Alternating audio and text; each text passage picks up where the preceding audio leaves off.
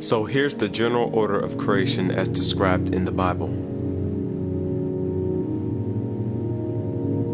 Now with this being listed on Genesis chapter 1, 1 and 2, we should note that the sun, moon, and stars were already in existence, for they were mentioned being created in Genesis chapter 1, 1. So prior to the 6 creative days, the earth proved to be a formless waste, and there was darkness upon the surface of the watery deep, as stated in Genesis chapter 1, 2. Now we could possibly say that thick cloud layers were still covering the planet, stopping the sun's light from reaching Earth. So when it says, "Let light come to be," or "Let there be light," this was a diffused light that had eventually reached the Earth that previously could not be seen on the Earth's surface.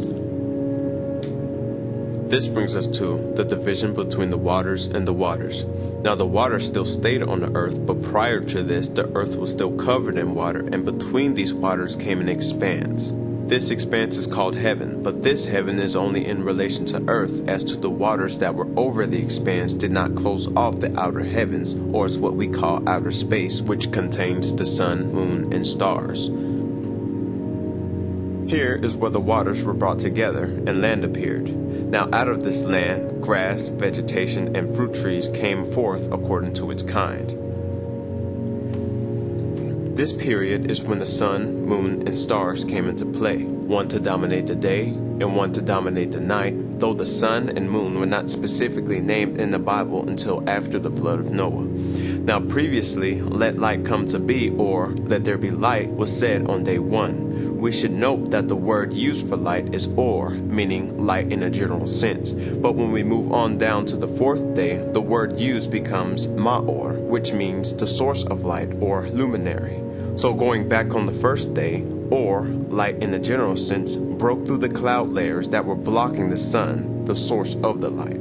Also, we should understand that in Genesis chapter 1:16, the Hebrew verb bara, which means create, is not used. The Hebrew verb asa, which means make, is documented. Now, since the sun, moon, and stars were already around, Yahweh proceeded to make the luminaries serve as signs as for seasons and for days and years. And when it said God put them in the expanse of the heavens to shine upon the earth, this would indicate that these luminaries would become discernible from the earth's surface as if they were in the expanse.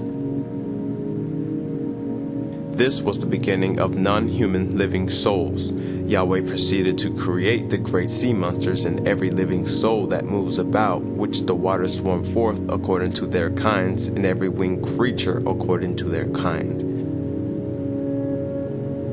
This was the beginning of land animals according to its kind, and toward the end of the 6th day, mankind. Now were these days literal 24-hour days, or were they eons of time? The truth, the Bible doesn't say, but we should not take these days as literal days. In fact, in Hebrew and Greek writings, the word day is used both symbolic and literal. For example, sometimes the word day is used to indicate the measure of distance, as in a day's journey and a Sabbath day's journey, as brought out in Numbers chapter 11:31 and Acts chapter 1:12. In prophecy, a day at times can stand for a full year, as brought out in Ezekiel chapter 4:6. Better yet, the Apostle Peter writes how one day is with Yahweh 1,000 years, and 1,000 years as in one day. And this is brought out in 2 Peter chapter 3:8. Now in Genesis chapter 2:4, here we see all creative periods are brought together as one day.